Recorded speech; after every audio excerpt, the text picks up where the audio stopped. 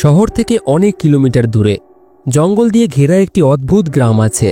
এখানকার মানুষ নাকি এই গ্রাম ছেড়ে বাইরে বেরোতে পারে না এবং বাইরে থেকে কেউই এই গ্রামে আসতে পারে না, কারণ এই গ্রামের জঙ্গলে লুকিয়ে রয়েছে এক ভয়ানক রহস্য।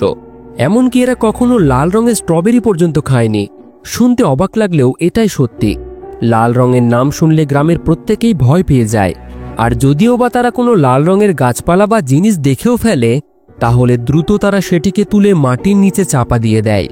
কিন্তু কেন? কি রহস্য লুকিয়ে রয়েছে এই গ্রামে? গ্রামবাসীদের কথা অনুযায়ী গ্রামের এই জঙ্গলে প্রাচীন যুগ থেকেই অদ্ভুত রকমের ক্রিয়েচারদের বসবাস। লাল রং নাকি তাদেরকে আকর্ষণ করে, তবে হলুদ রং গ্রামের চারিদিক দিয়ে অনেক খুঁটিতে ও পতাকায় লাগিয়ে গ্রামবাসীরা টাঙিয়ে রেখেছে, কারণ প্রাচীন যুগ থেকেই তাদের পূর্বপুরুষরা এটাই করে আসছে। তাদের ধারণা ছিল এই প্রাণীরা হলুদ রং দেখে ভয় পায়, কিন্তু তা সত্ত্বেও মাঝে মাঝে গ্রামের এদিক ওদিক মৃত প্রাণীদের খণ্ডবিখণ্ড লাশ পড়ে থাকতে দেখা যায়। এর মানে গভীর রাতে ওই ক্রিয়েচাররা গ্রামে ঢুকত। এই কারণেই গ্রামবাসীরা গ্রামের শেষ প্রান্তে একটি ওয়াচ টাওয়ার বানিয়েছিল, যেখানে একজন সবসময়ই পাহারা দিত। গ্রামবাসীদের নানান কষ্টের মধ্যে দিয়ে জীবন কাটাতে হতো, তবুও গ্রামের প্রত্যেকেই এক পরিবারের মতো বসবাস করত। গ্রামের বয়স্ক ব্যক্তিরাই গ্রামের প্রধান ছিল, যাদেরকে এল্ডার বলা হতো। তাদের সিদ্ধান্তেই গ্রাম পরিচালনা করা হতো। গ্রামটি বাইরের দুনিয়া থেকে এতটাই বিচ্ছিন্ন ছিল যে গ্রামের প্রত্যেক বাচ্চারা এটা পর্যন্ত জানত না যে শহর হয় কেমন। সময়টা ছিল 1997 সাল। আমেরিকার পেনসিলভেনিয়ায় কভিংটন নামের একটি জঙ্গলে এই ছোট্ট গ্রামটি ছিল, শহর থেকে অনেক কিলোমিটার দূরে একেবারে নির্জন জায়গায়। এই গ্রামের জনসংখ্যা খুবই অল্প। আজ গ্রামে শোকের ছায়া নেমে এসেছে। একটি ছোট্ট বাচ্চা মারা গেছে।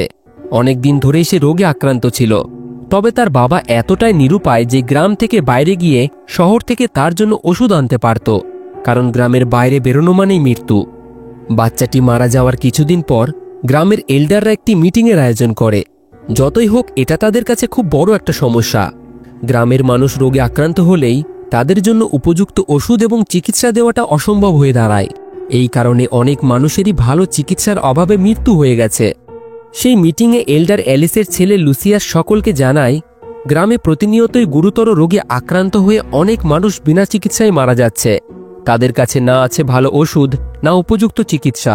এই কারণেই আমি জঙ্গল পার করে শহরে যেতে চাই, যাতে উপযুক্ত ওষুধ এই গ্রামে আনতে পারি। গ্রামের মানুষদের প্রতি তার সহানুভূতি দেখে এল্ডাররা খুবই খুশি হয়, তবে তারা তাকে শহরে যাওয়ার অনুমতি দেয় না। এদিকে লুসিয়াস ওই ক্রিয়েচারগুলিকে ভয় পেত না, কারণ তার ধারণা ছিল তারা নাকি মানুষের আবেগ বুঝতে পারে।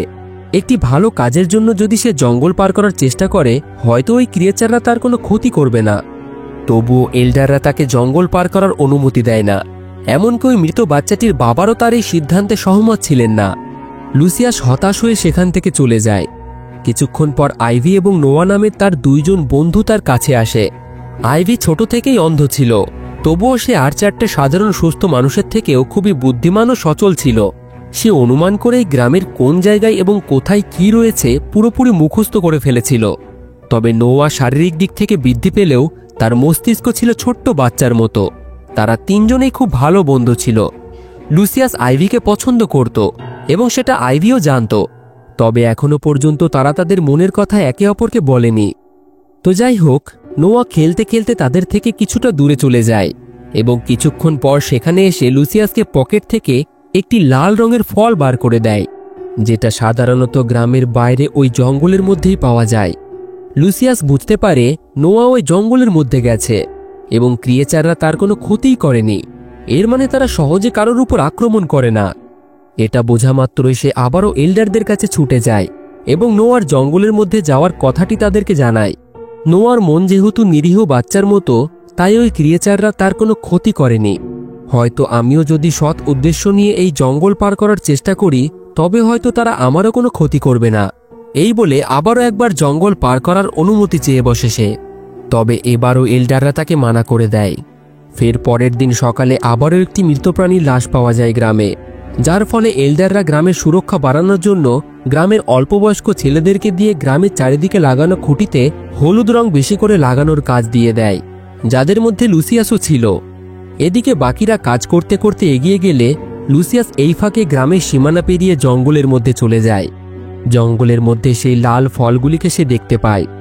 হঠাৎই জোরালো গর্জনের আওয়াজ শোনে সে। তার সামনে কিছুটা দূরেই একটি গাছের পিছনে একটি অদ্ভুত ছায়া। কিছুক্ষণের মধ্যেই তাকে দেখে সেটি অদৃশ্য হয়ে যায়।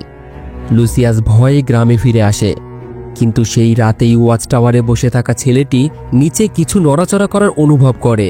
নিচের দিকে তাকাতেই তার গায়ের রক্ত হিম হয়ে যায়। জঙ্গলের ভিতর থেকে একটি ক্রিয়েচার গ্রামের দিকেই এগিয়ে যাচ্ছে।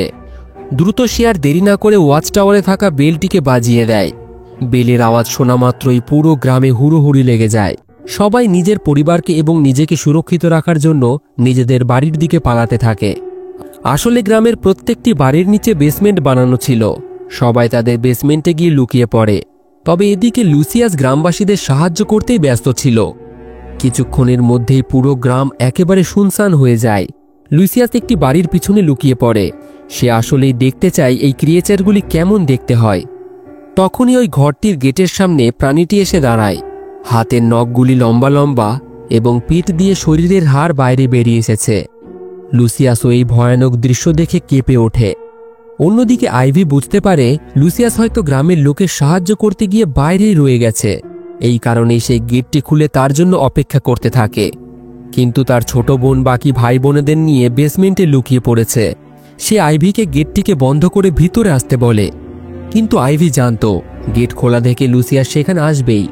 হঠাৎই ওই ক্রিয়েচারটি আইভিকে দেখে তার দিকে আসতে থাকে। আইভি তার দিকে কারোর আসার অনুভূতি তো পায়, তবে দেখতে পায় না। প্রাণীটি তার ওপর আক্রমণ করার আগেই সময় মতো লুসিয়াস তাকে নিয়ে ঘরের ভিতরে ঢুকে গেটটিকে বন্ধ করে বেসমেন্টে লুকিয়ে পড়ে। কিছুক্ষণ ক্রিয়েচাররা বাড়ির গেটটিকে ভাঙার চেষ্টা করার পর শান্ত হয়ে যায়। পরদিন গ্রামবাসীরা দেখে ওই ক্রিয়েচারগুলি প্রত্যেকটি বাড়ির গেটে লাল রং করে দিয়েছে। গ্রামবাসীরা বুঝতে পারে এই লাল রং ওই ক্রিয়েচারদের তাদের জন্য একটি ওয়ার্নিং ছিল, কারণ আগের দিন লুসিয়াস গ্রামের সীমানা পেরিয়ে জঙ্গলে গিয়েছিল, আর এটাই ওই ক্রিয়েচাররা পছন্দ করত না। তো যাই হোক, এই পরিস্থিতিতে সকল গ্রামবাসীদের নিয়ে এল্ডাররা একটি মিটিংয়ের আয়োজন করে, কারণ তারা নিশ্চিত ছিল কেউ না কেউ নিয়ম ভঙ্গ করে গ্রামের সীমানা পেরিয়ে জঙ্গলে গেছিল। এই কারণেই ওই ক্রিয়েচাররা জঙ্গল থেকে গ্রামের মধ্যে ঢুকে এসেছে। বিনা কারণে এর আগে ওই ক্রিয়েচাররা কোনোদিনই গ্রামে এইভাবে প্রবেশ করেনি।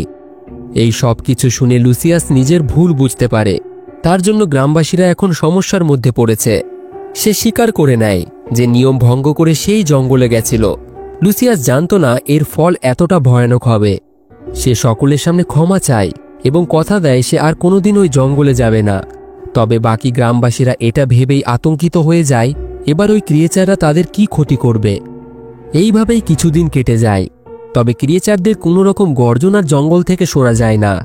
একদিন সকল গ্রামবাসীরা একটি বিয়ের অনুষ্ঠানে অংশগ্রহণ করে। বিয়েটি ছিল আইভির বোন কিটির। আইভি এবং কিটির বাবার নাম হলো এডওয়ার্ড ওয়াকার। ওয়াকার এল্ডারদের মধ্যেই একজন ছিল এবং গ্রামের মধ্যে একজন সম্মানীয় ব্যক্তি ছিল। সকল এল্ডাররাই তাকে সম্মান করত। তাকে ছাড়া গ্রামে কোনো সিদ্ধান্তই নেওয়া হতো না। ওয়াকার গ্রামবাসীদের নিয়ে গ্রামের একটি খোলা জায়গায় তার মেয়ের বিয়ের অনুষ্ঠান খুবই ধুমধাম করে দেয়। বিয়ের দিন সকল গ্রামবাসীরা সন্ধ্যায় অনুষ্ঠানেই আনন্দ করতে দেখা যায়। কিন্তু তখনই কিছু বাচ্চার জোরালো চিৎকার তারা শুনতে পায়। বাচ্চাগুলি গ্রাম থেকে ভয়ে সেখানে পালিয়ে এসেছে, কারণ তারা নাকি গ্রামের মধ্যে একটি অদ্ভুত ক্রিয়েচার ঘুরতে দেখেছে। এটা শুনে গ্রামবাসীরা ভয় পেয়ে যায়। ওয়াকার সকল গ্রামবাসীদের নিয়ে দ্রুত গ্রামের দিকেই যায় এবং সেখানে গিয়ে তারা যা দেখে তাদের মধ্যে আতঙ্ক আরও বেড়ে যায়। গ্রামের নানান জায়গায় চামড়া ছাড়ানো মৃত প্রাণীদের অনেক লাশ ছড়িয়ে ছিটিয়ে রয়েছে। এই সব কিছু দেখে লুসিয়াস চিন্তায় পড়ে যায়, কারণ এটা তার জন্যই তো হচ্ছে। সেই রাতে হঠাৎই কিছুর আওয়াজে আইভির ঘুম ভাঙে। বাইরে গিয়ে দেখে লুসিয়াস বসে আছে। সে কখনোই ভাবতে পারেনি সামান্য জঙ্গলে যাওয়ার কারণে এই ক্রিয়েচাররা এইভাবে তাদের গ্রামে ঢুকে আসবে। আইভি তাকে বোঝায় এতে তার কোনো দোষ নেই, সে তো গ্রামের মানুষদের ভালোর জন্যই শহরে যাওয়ার চেষ্টা করছে। এই কথায় কথায় তারা দুজনেই একে অপরকে বিয়ের প্রস্তাব দিয়ে বসে এবং পরদিন তারা তাদের বাড়িতেও জানিয়ে দেয়। দুজনের পরিবার এই বিয়েতে রাজি হয়ে যায়। গ্রামের সকলের কাছে এই খবর ছড়িয়ে পড়তেই নোয়া ছুটতে লুসিয়াসের কাছে আসে। উস্কো খুস্কো চুল এবং তাকে খুবই দুঃখিত লাগছিল। কোনো কারণে সে চিন্তিত ছিল। তাকে দেখেই লুসিয়াস বুঝতে পারে হয়তো সে আইভি এবং তার সম্পর্কটিকে নিয়ে খুশি নয়। যদিও বা আইভি নোয়াকে তার বন্ধুই মনে করত, তবে নোয়া তাকে পছন্দ করত। তাকে কিছু বোঝানোর আগেই নোয়া হঠাৎই একটি ধারালো চাকু দিয়ে লুসিয়াসের পেটে আঘাত করে। আহত লুসিয়াস সেখানেই পড়ে যায়। নোয়া আরও বেশ কয়েকবার তার পেটে ছুরির আঘাত করে সেখান থেকে পালিয়ে যায়। বাড়ি পৌঁছে সে তার রক্ত ভেজা হাত তার বাবা মাকে দেখিয়ে কান্না করতে শুরু করে। কিছুক্ষণের মধ্যেই এই খবর পুরো গ্রামে ছড়িয়ে পড়ে। আইভি যখন এই খবর শুনতে পায় সে বুঝতে পারে এই কাজ কার এবং দ্রুত লুসিয়াসের বাড়ির দিকে ছুটে যায়। সেখানে পৌঁছে তার নাম ধরে ডাকতে থাকে। হঠাৎই তার পায়ে কিছু একটা ঠেকতেই সে নিচে বসে অনুভব করে লুসিয়াস আহত অবস্থায় পড়ে আছে। তার এই অবস্থা দেখে সে খুবই কষ্ট পায়। তখনই আইভির বাবা ওয়াকার সেখানে পৌঁছে লুসিয়াসকে গ্রামের একমাত্র হসপিটালে নিয়ে যায়, যেখানে এল্ডারদের মধ্যেই ভিক্টর নামে একজন এই গ্রামের একমাত্র ডক্টর ছিল। তার যতটুকু সাধ্য সে লুসিয়াসের চিকিৎসা করার চেষ্টা করে। মৃত্যু থেকে সে তাকে বাঁচিয়ে তো নেয়, তবে ওই চাকুর আঘাতে তার ইনফেকশন হয়ে গেছিল, যার জন্য তার ভালো ওষুধের প্রয়োজন ছিল। আর ভালো ওষুধ একমাত্র শহরেই পাওয়া যায়। লুসিয়াসের এই অবস্থা দেখে আইভি প্রচণ্ড ভেঙে পড়ে। সে তখনই নোয়ার বাড়ি যায়। নোয়াকে তার বাবা একটি ঘরে বন্ধ করে রেখেছিল। আইভি তার ওপর প্রচণ্ড রেগেছিল। কেন সে তার এত বড় ক্ষতি করল? কোনো রকমে নোয়ার বাবা তাকে সামলায় এবং আবারও নোয়াকে ঘরে বন্ধ করে রাখে। আইভি লুসিয়াসকে নিয়ে নতুন করে জীবন শুরু করার স্বপ্ন দেখছিল। এখন সে যদি মারা যায় তাহলে তার স্বপ্ন এখানেই ভেঙে যাবে। তাই আইভি তার বাবা মার কাছে জঙ্গল পার করার অনুমতি চেয়ে বসে, যাতে শহর থেকে ওষুধ এনে সে তার প্রাণ বাঁচাতে পারে। মেয়ের এই কথা শুনে ওয়াকার নিজেই শহরে যাওয়ার সিদ্ধান্ত নেয়। তবে তার স্ত্রী এই কাজে তাকে বাধা দিতে থাকে, কারণ এই গ্রামের সকল এল্ডাররা মিলেই একদিন শপথ নিয়েছিল যে কোনোদিন এই গ্রামের সীমানা পার করে কেউই বাইরে যাবে না। এই জন্য বিনা চিকিৎসার কারণে আইভিও তার দৃষ্টি হারিয়েছিল, এমনকি ওই ছোট্ট বাচ্চাটিও মারা গেছে। তবে আজ কেন লুসিয়াসের জন্য সে সকল নিয়ম ভেঙে বাইরে যেতে চায়? ওয়াকার তাকে জানায় সকলেই বিনা চিকিৎসার কারণে মারা গেছে, তবে লুসিয়াসের সাথে যেটা হয়েছে সেটা অপরাধ। এই অপরাধের থেকে দূরে থাকার জন্যই তো তারা শহর ছেড়ে এই গ্রামে রয়েছে। এবার যদি এই গ্রামেও অপরাধ শুরু হয়ে যায় তাহলে এখানে থাকার কোনো মানেই হয় না। এই সব কিছু শোনার পরেও তার স্ত্রী তাকে গ্রামের নিয়ম ভঙ্গ করে বাইরে যেতে বাধা দেয়, যার ফলে সে তার মেয়ে আইভিকেই শহরে যাওয়ার অনুমতি দিয়ে দেয়। কারণ লুসিয়াসের সাথে যে অপরাধ হয়েছে সেটা সে কোনোভাবেই বরদাস্ত করতে পারছিল না। সে আইভিকে একটি সোনার ঘড়ি এবং লুসিয়াসের প্রয়োজনীয় ওষুধের লিস্ট ধরিয়ে জঙ্গল থেকে বেরিয়ে শহরে যাওয়ার রাস্তা ভালোভাবে বুঝিয়ে দেয়। শহরে কারোর সাহায্যে সে খুব সহজেই ওই ওষুধ পেয়ে যাবে এবং ওষুধের পরিবর্তে সোনার ঘড়িটি তাকে দিয়ে দেবে। এই বলে সে আইভির সাথে গ্রামের দুটি ছেলেকে শহরের উদ্দেশ্যে পাঠিয়ে দেয়। তবে জঙ্গলের কিছুটা ভিতরে যাওয়ার পরেই ওই দুজন ছেলেরা সাহস হয়ে ওঠে না। তারা অসহায় আইভিকে জঙ্গলের মধ্যে ছেড়েই গ্রামে পালিয়ে আসে। অসহায় আইভি লুসিয়াসের প্রাণ বাঁচাতে আর পিছু পা হয় না। ভালোবাসাকে বাঁচিয়ে রাখার জন্য সে নিজের বলিদান দিতেও একবারও ভাবে না। একাই জঙ্গলের পথ ধরে শহরের দিকে এগোতে থাকে। তখনই তার সামনে একটি বড় গর্ত সে তার লাঠির মাধ্যমে অনুভব করে। হঠাৎই সেখানকার মাটি ধসে সে গর্তের মধ্যে পিছলিয়ে যায়।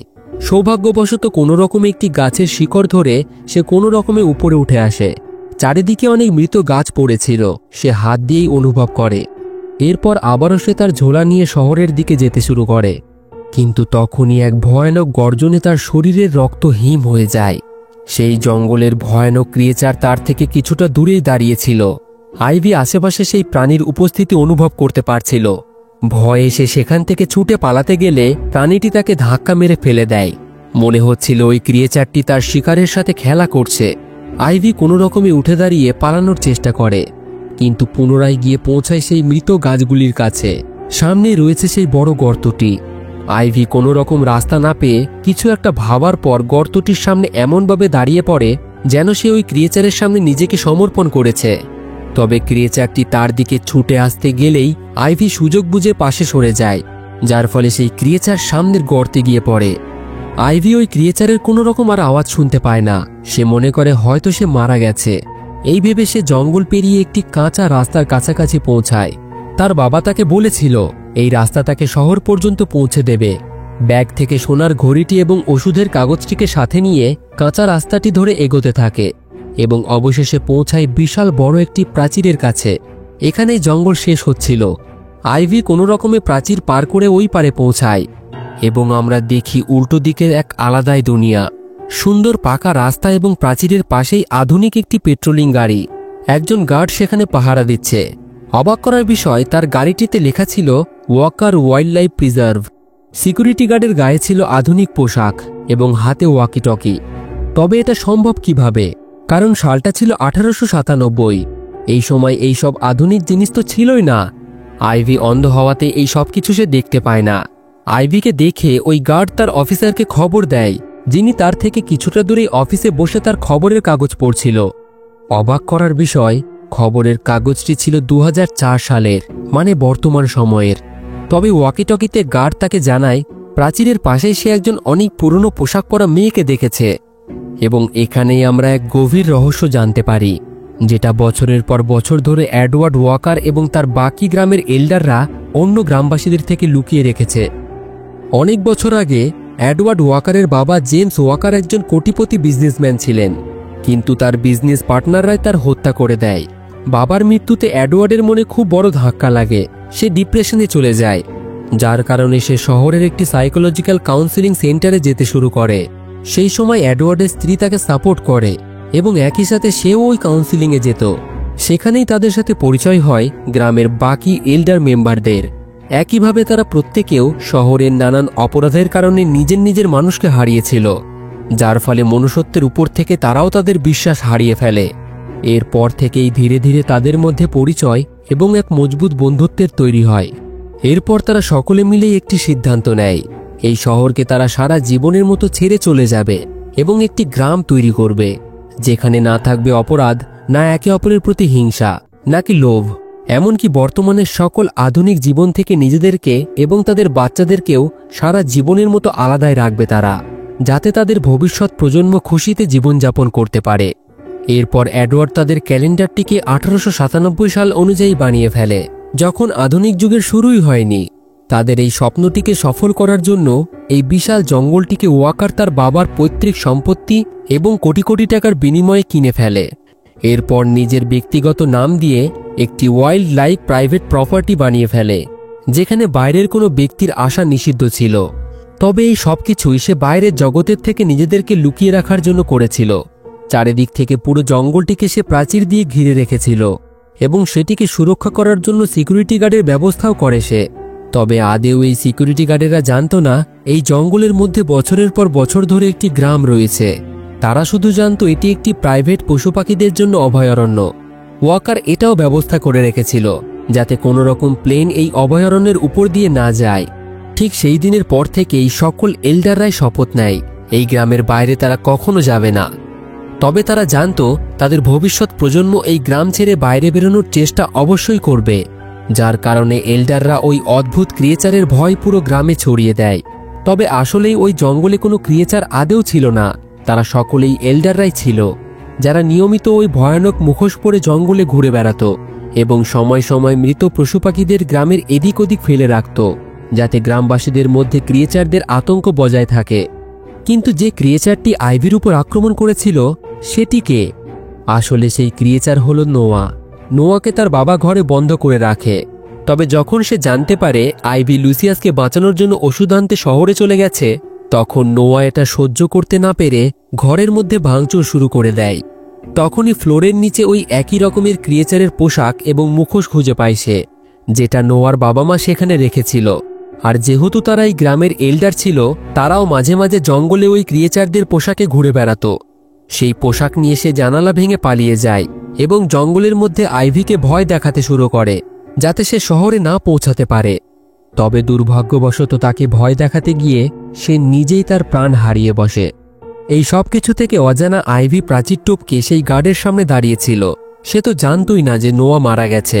এদিকে গার্ডের মনে হয় হয়তো প্রাচীর টপকে সে জঙ্গলে যাওয়ার চেষ্টা করছিল, কারণ এটি একটি প্রাইভেট বন্য পশুদের অভয়ারণ্য, এখানে বাইরের মানুষের প্রবেশ করা নিষেধ। কিন্তু আইভি তাকে জানায় সে তো এই জঙ্গলের মধ্যেই বসবাস করে। এটা শুনে ওই গার্ড অবাক হয়। আইভি তাকে সাহায্য করতে বলে সেই সোনার ঘড়িটি তাকে দিয়ে দেয় এবং কাগজে লেখা ওষুধগুলি আনতে বলে। গার্ড তাকে জিজ্ঞাসা করে কেউ কি গুরুতরভাবে আহত হয়েছে। সে জানায় হ্যাঁ। তার মনে হয় হয়তো মেয়েটির কোনো কাছের মানুষ জঙ্গলের মধ্যে পশুদের দ্বারা আহত হয়েছে, যার ফলে সে আর কিছু না ভেবেই আইভিকে কিছুক্ষণ সেখানে দাঁড়াতে বলে ওষুধগুলিকে আনতে চলে যায় এবং কিছুক্ষণ পর সকল ওষুধ নিয়ে তাকে দিয়ে দেয়। এরপর সিঁড়ির সাহায্যে প্রাচীর টপকাতেও তাকে সাহায্য করে। আইভি ওষুধ পাওয়া মাত্রই গ্রামের দিকে এগোতে শুরু করে। এদিকে গ্রামের হসপিটালে লুসিয়াসের পাশে সকল এল্ডাররাই আইভির আসার অপেক্ষা করছিল। তখনই গ্রামের একটি ছেলের দ্বারা তারা জানতে পারে আইভি শহর থেকে ওষুধ নিয়ে গ্রামের দিকেই আসছে, এবং এটাও জানায় জঙ্গলে ওই ক্রিয়েচার তার উপর আক্রমণ করেছিল, তবে সে তাকে কোনোভাবে মেরে ফেলেছে। এটা বলেই সে চলে যায়। এতক্ষণে তাদের কাছে নোয়ার ওই ক্রিয়েচারের পোশাক নিয়ে পালানোর খবর এসে গেছিল। নোয়ার মা বুঝতে পারে তার ছেলে মারা গেছে। ওয়াকার নোয়ার মাকে কথা দেয় নোয়ার মৃতদেহ গ্রামে নিয়ে আসবে এবং সম্মানের সাথে তাকে সমাধি দেবে। তবে গ্রামবাসীদের এটাই বলা হবে যে ওই ক্রিয়েচারদের হাতেই সে মারা গেছে। নোয়ার মৃত্যুতে গ্রামবাসীদের মধ্যে ওই ক্রিয়েচারদের আতঙ্ক আরও বেড়ে যাবে, যার ফলে কেউই আর গ্রামের সীমানা পেরিয়ে বাইরে যাওয়ার চেষ্টা করবে না। এতে গ্রামের অস্তিত্ব সারা জীবনের মতো বজায় থাকবে। তার এই কথায় সকল এল্ডাররাই সহমত দেয় এবং এই সব কিছু গ্রামবাসীদের থেকে গোপন রাখে। অবশেষে নোয়া ওষুধ নিয়ে সেখানে এসে পৌঁছায়, যার ফলে এত কঠিন সংঘর্ষের পর সে তার ভালোবাসার মানুষটিকে মানে লুসিয়াসকে সুস্থ করে তোলে। এর সাথেই আজকের মুভিটি এখানেই শেষ হয়ে যায়। তো বন্ধুরা, আজকের এই কাহিনী আপনাদের কেমন লাগলো অবশ্যই কমেন্টে আপনাদের মতামত জানাবেন। ভিডিওটি ভালো লাগলে একটি লাইক এবং বন্ধুদের সাথে শেয়ার করে দেবেন।